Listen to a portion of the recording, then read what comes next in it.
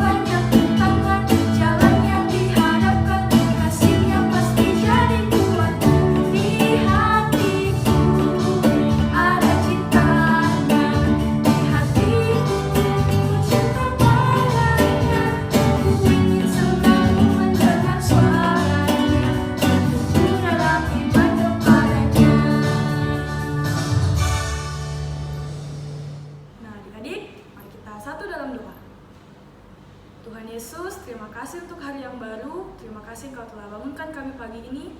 Sekarang ya Tuhan, kami ingin memuji nama-Mu, kami ingin menyembah nama-Mu. Tuhan tolong kiranya agar kami dapat fokus dari awal, pertengahan hingga akhirnya. Di dalam nama Tuhan Yesus kami sudah berdoa. Amin. Lose Vika, Lose hari ini bersuka cita tidak? Pasti dong, hari ini Lause sangat bersuka cita karena Lause dapat menikmati suasana yang baru. Lause dapat beribadah sambil berlibur. Lause dapat memuji Tuhan. Betul sekali Lause, padahal kita hanya bertamasya depan rumah, tapi Tuhan memberikan kita sukacita yang begitu besar. Betul sekali Cici Erika. Nah, karena Lause dan Cici Erika hari ini bersuka cita, Lause juga ingin membagikan sukacita itu kepada adik-adik. Lause undang semuanya untuk bangkit berdiri. Kita angkat satu pujian, adalah sukacita. Bersukacita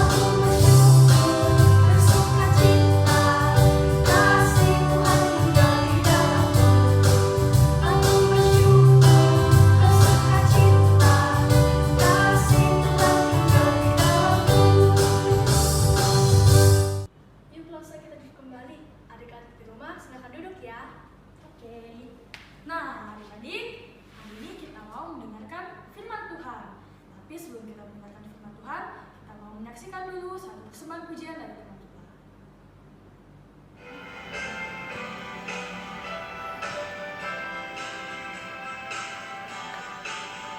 Terbit matahari sampai pada masuknya bulan, nama Tuhan dipuji.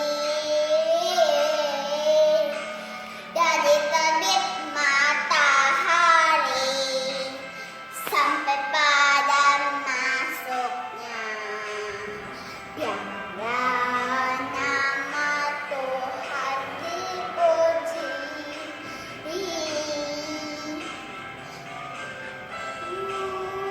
Puji Tuhan, puji Tuhan.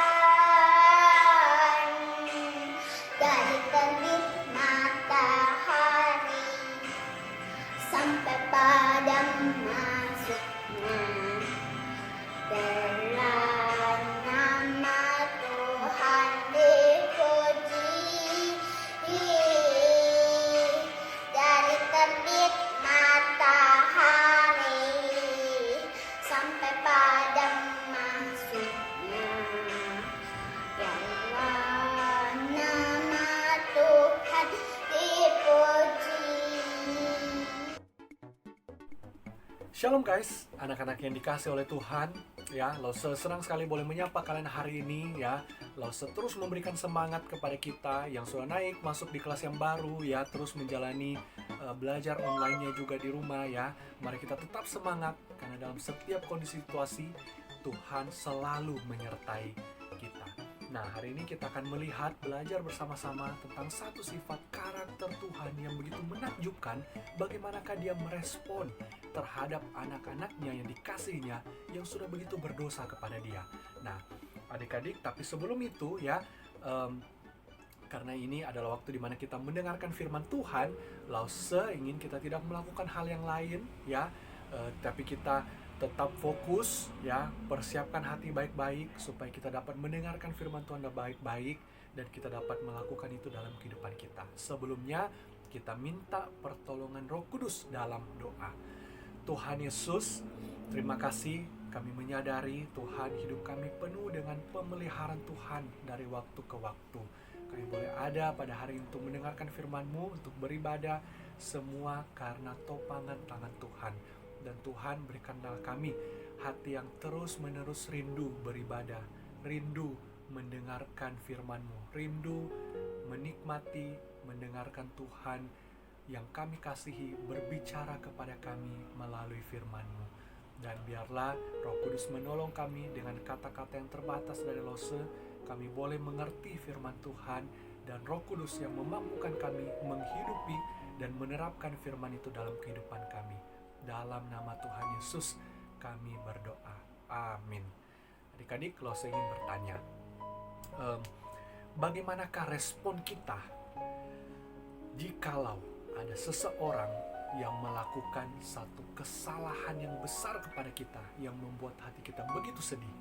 Apalagi misalnya kalau itu orang yang dekat dengan kita, apa kita akan memaafkannya, atau kita akan mungkin memutuskan hubungan dari orang itu, atau mungkin karena begitu besar kesalahannya kita ingin membalaskannya kepada dia. Nah, Lose tidak tahu ya, kalau kita mungkin pernah mengalami itu, mungkin lebih mudah menjawab pertanyaan Lose ini. Nah, bagaimanakah dengan Allah ketika ada anak-anaknya yang begitu dikasihinya berdosa kepada dia? Apa yang Tuhan lakukan? Adik-adik, setiap dosa yang kita lakukan kepada Tuhan ya, bukan hanya kita melanggar kehendak Tuhan, tetapi dosa itu juga mendukakan hati Tuhan. Nah, adik-adik, kalau orang itu adalah kita yang berdosa kepada Tuhan, apa yang kita lakukan? Nah, bagaimanakah sikap hati yang benar? Kita akan bersama-sama tahu jawabannya melalui satu kisah singkat ini. Kisah ini dimulai dari kisah seorang raja yang sangat terkenal ya, dia adalah tokoh yang sangat terkenal. Kalau adik-adik sudah ikut sekolah minggu dari kecil, pasti kalian tahu tentang tokoh ini. Dia adalah seorang raja yang namanya Lose kasih bocoran sedikit ya. Dia sangat terkenal dengan kisahnya yang mengalahkan seorang raksasa yang jauh lebih besar daripada tubuhnya karena pertolongan Tuhan. Dia adalah Daud. Nah, siapakah Daud ini adik-adik? Dia bukan siapa-siapa, hanya seorang gembala yang mengembalakan domba. Dan adik-adik, bahkan pada waktu ya sebelum dia dipilih dari raja, ketika Samuel datang ke rumah papanya yang bernama Isai, ya karena Tuhan ingin memilih raja, ya Tuhan sudah merencanakan mau memilih raja dari anak-anak Isai ini. Daud bahkan tidak masuk hitungan dibandingkan dari kakak-kakaknya yang bertubuh besar dan tinggi adik-adik. Tetapi ya dengan segala keterbatasannya, Tuhan tetap memilih Daud. Bukan karena Daudnya, tetapi karena dia Allah yang besar. Tuhan sanggup memakai siapapun untuk menjalankan rencananya. Dan adik-adik, Tuhan terus menyertai Daud sampai akhirnya meskipun penuh perjuangan, Daud menjadi seorang raja. Dan pada waktu dia menjadi raja, Tuhan memberkati Daud dengan segala suatu hal yang limpah, berkat-berkat Tuhan yang luar biasa. Daud punya tahta, Daud kaya, punya kekuasaan, bahkan Tuhan mengaruniakan hati yang selalu bersandar kepada dia. Itu sebabnya ya, kita sangat kagum ketika melihat Daud ketika dia ingin pergi kemana, berperang kemana, dia sering sekali menanyakan Tuhan dulu. Dan bahkan Tuhan mengaruniakan dia kemampuan untuk bermain musik, bahkan ya dia sanggup menciptakan banyak lagu-lagu puji-pujian, mazmur-mazmur yang sangat indah kepada Tuhan. Nah, adik-adik, Daud itu diperlengkapi ya, diberkati dengan segala hal berkat-berkat Tuhan yang begitu limpah. Tetapi adik-adik, inilah hati kita manusia. Pada suatu kali dengan segala berkat Tuhan yang begitu limpah, Daud masih merasa berkat Tuhan belum cukup. Nah, kita dapat tahu ini kalau nanti kita mendengar cerita tentang perumpamaan Nathan, cerita perumpamaan dari Nabi Nathan yang menggambarkan tentang Daud ini. Sehingga adik-adik, sampai kita melihat Tuhan sebagai satu-satunya harta yang paling berharga, satu-satunya sumber yang dapat memuaskan hati dan seluruh kehidupan kita. Sampai kita melihat itu, ya kita sulit merasa cukup dalam kehidupan ini. Nah, adik-adik, apa yang terjadi pada Daud pada waktu itu? Suatu kali Daud mengabaikan tugasnya sebagai seorang raja, ya dalam berperang adik-adik. Daud kemudian berjalan-jalan di atas istananya, dan di sana dia melihat seorang perempuan, istri orang lain, tergoda oleh perempuan itu. Lalu kemudian Daud mengambil istri dari orang itu yang namanya Batsheba, ya. Nah, apalagi yang dilakukan Daud? Bukan hanya berhenti sampai di situ, ya. Selain berzina dengan istri orang itu, Daud kemudian merencanakan satu pembunuhan kepada suami dari istri yang diambilnya itu, adik-adik, untuk menutupi dosanya ini. Dan sampai pada akhirnya Daud pun berhasil membunuh suami dari istri yang diambilnya itu. Dan dengan demikian Daud pada saat itu telah sangat berdosa dan mendukakan hati Tuhan. Nah, lalu kemudian adik-adik, karena itu Tuhan mengirim Nabi Nathan datang untuk menegur Daud. Ya, Nabi Nathan datang kepada Daud lalu menceritakan Daud sebuah kisah. Kisah apa yang diceritakan oleh Nabi Nathan? Ada seorang yang begitu kaya, punya banyak sekali domba dan kambing adik-adik. Dan ada seorang yang miskin, hanya punya satu domba betina yang kecil. Dan domba itu sangat disayangi oleh orang yang miskin ini. Diperlakukan sama seperti anaknya sendiri. Tetapi kemudian orang kaya ini yang tidak tahu bersyukur adik-adik, karena ingin menjamu seorang tamu yang datang ke rumahnya, dan dia sayang mengambil salah satu dari dombanya yang begitu banyak, dia kemudian mengambil satu-satunya domba yang miskin ini, dipakainya untuk menjamu tamunya. Wah, adik-adik mendengar cerita dari Nabi Nathan ini, Daud kemudian merespon dengan sangat marah. Dia mengatakan orang kaya itu dalam cerita itu harus dihukum seberat-beratnya, dan apa yang dia lakukannya, ya mengambil domba dari si miskin itu, harus diganti 4 kali lipat, adik-adik ya. Dan pada saat Daud berkata itu, Nabi Nathan kemudian menjawab Daud, Daud, kamulah orang itu. Dan Daud pun sadar pada saat itu, dia berduka karena dia telah berdosa kepada Tuhan. Apa yang terjadi selanjutnya dalam kehidupan Daud? Nah, kita akan melihat satu hal ya. Poin yang pertama, Allah itu adalah Allah yang adil dan Allah yang menghukum dosa, dan dia Tuhan yang mendisiplinkan anak-anaknya. Nah, adik-adik ya, kita melihat setelah itu kemudian Daud itu dibiarkan oleh Tuhan mengalami konsekuensi akibat dari dosa-dosanya. Anak yang hasil dari persinahannya dengan Batsyeba kemudian mati, meninggal adik-adik. Dan sama seperti Daud mengatakan orang kaya itu harus membayar 4 kali lipat. Entah kenapa, apakah ini memang penghukuman Tuhan. 4 anak Daud pun kemudian mati. Ada yang mati karena dibunuh, pedang karena berperang adik-adik ya. Ada yang kemudian mati karena dieksekusi, ada yang kena penyakit adik-adik. Dan bukan cuma itu ya, ada seorang anaknya yang pada akhirnya anaknya yang begitu dikasihnya, kemudian dia sendiri mengambil tahta dari Daud ayahnya, dan Daud itu diusir keluar dari Yerusalem adik-adik ya. Dan bahkan sama seperti Daud yang telah berzina dan Batsyeba, suatu hari kemudian anak-anak dari Daud itu pun berzina dengan istri-istri Daud dengan terang-terangan dan begitu memalukan adik-adik. Nah, itulah yang terjadi dalam kehidupan Daud. Meskipun pada akhirnya Tuhan memulihkan hidup Daud, tetapi Tuhan membiarkan Daud menanggung akibat dari dosa-dosanya itu. Tapi apakah yang terjadi sama Daud? Apakah Tuhan meninggalkannya? Tuhan membunuh Daud? Tidak. Tuhan tetap tidak meninggalkan Daud, tapi justru Tuhan membiarkan semua itu terjadi untuk membentuk Daud makin sadar akan bagaimana dia seharusnya hidup kudus, mengasihi Tuhan dengan seluruh kehidupannya. Nah, dalam kehidupan kita pun seringkali kita mengalami banyak kesulitan, pembentukan Tuhan dalam kehidupan kita, supaya kita makin menjadi anak yang makin mengasihi Tuhan, makin dekat sama Tuhan ya. Dan seharusnya adik-adik ya, sikap yang kita miliki, apakah kita itu punya hati yang ingin dibentuk oleh Tuhan? Apakah dalam setiap kesulitan yang kita hadapi, mungkin itu karena dari kesalahan kita, apakah kita sanggup melihatnya ya sebagai sesuatu yang Tuhan izinkan agar kita dalam kehidupan kita makin menjadi serupa dengan Tuhan Yesus, seperti murid Tuhan, makin serupa seperti murid Tuhan, makin mengasihi Tuhan dengan seluruh kehidupan kita. Dan yang kedua adik-adik, Allah kita adalah Allah yang mengampuni dan menerima kembali anak-anaknya yang berdosa, tak peduli seberapa besar dosa dari kita. Kalau kita mau merendahkan hati, pada saat kita merendahkan hati, meminta ampun dan meminta pemulihan daripada Tuhan. Nah adik-adik, kalau sekilas kita berpikir, siapakah yang sanggup menerima kembali orang seperti Daud ini ya, dengan segala yang dia lakukan?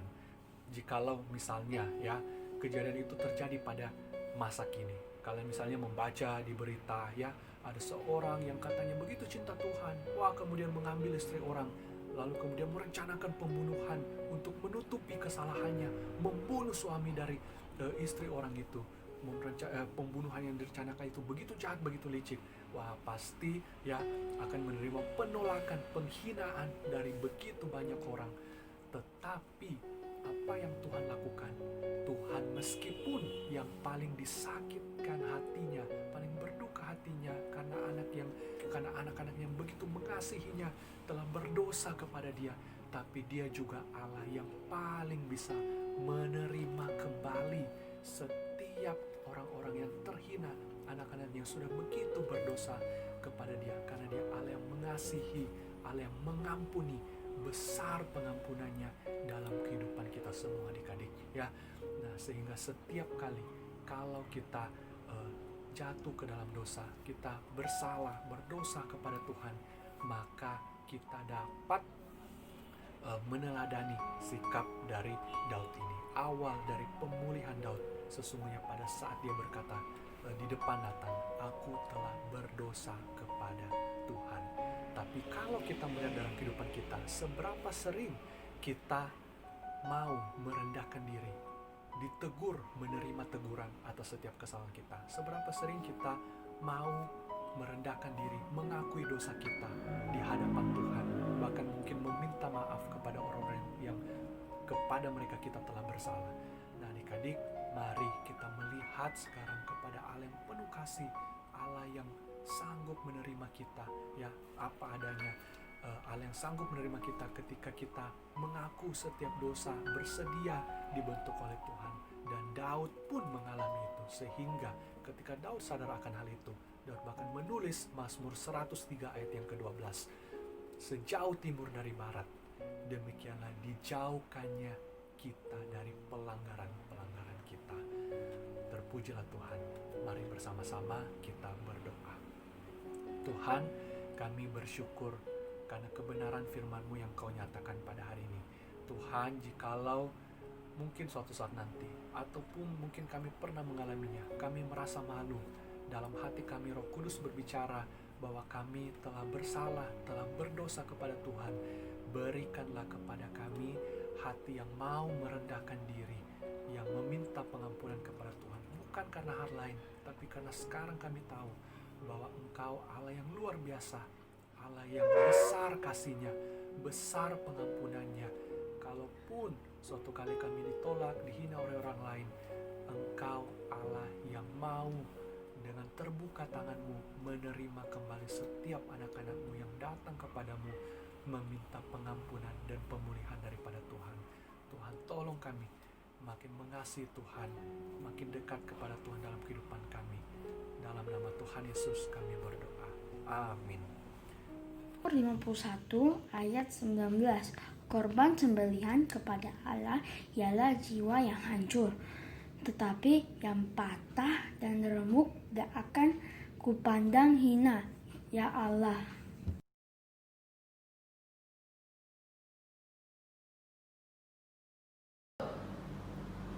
Nah, adik-adik, kita baru saja mendengarkan firman Tuhan. Sekarang saatnya kita memberikan persembahan kita.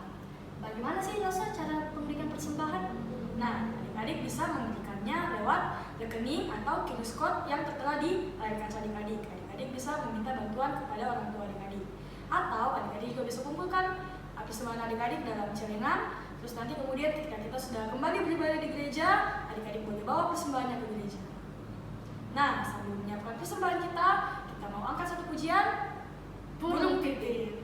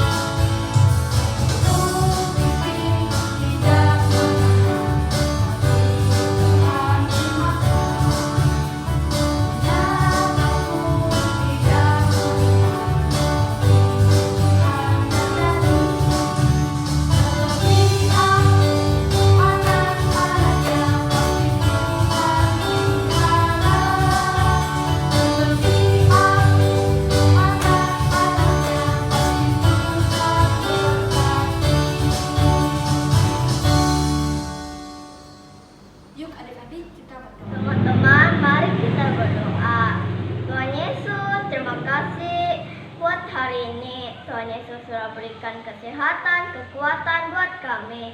Sekarang kami sudah memberikan persembahan kami. Tuhan pakai persembahan ini buat kerja. Tuhan memberkati orang tua kami di dalam pekerjaan. Dalam nama Tuhan Yesus, amin. Oke, langsung undang Cici Erika dan adik-adik di rumah. Semuanya bangkit berdiri. Biarlah segala kemuliaan hanya bagi namanya Tuhan. Bapa, terima kasih. Terima kasih.